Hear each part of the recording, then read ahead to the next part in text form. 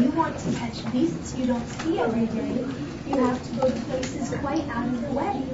You have to go to places no others can get to. You have to get cold and you have to get wet too. Past the North Pole with frozen winds squeal, I'll go up and I'll hunt in my eagle-mobile and bring back a family of what do you know? And that's how my new zoo, will grow. I'll hunt in the mountains of Zomba Matant with lovers who all wear their eyes at a slant and capture a fine, fluffy bird called Custard, who only eats custard with sauce made of mustard.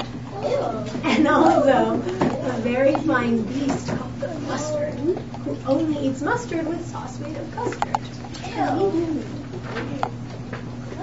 I'll catch him in caves, and I'll catch him in brooks. I'll catch him in crannies. I'll catch him in nooks that you don't read about in geography books. I'll catch him in countries that no one can spell, like the country of Nada Patata Papel. In a country like that, if a hunter is clever, he'll hunt up some beasts that you never saw ever. I'm really happy that this worked out. I did some creative managing of my work schedule and went in early at 5 this morning and got out just in time to be here. And it's just such a joy to come in and get to spend time with the kids and encourage their love of reading, because I think it's a really important skill to develop and passion to develop for these guys. Speaking of horns that are just a bit queer, I'll bring back a family. I'll bring back a very odd family of deer.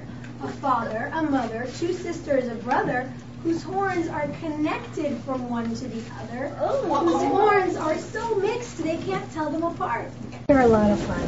And it's great fun for me too. It's the sort of thing when you get to read stories. I spent so many years as a camp counselor doing this, and so many years before working professionally with theater, and that's really my job, to tell stories. So it's such a pleasure to be in there and be reading Dr. Seuss to the kids, and they get such a kick out of the rhymes and the interesting names of all the interesting creatures in the books, and it's so nice to see their faces light up and to see how happy a good story makes them.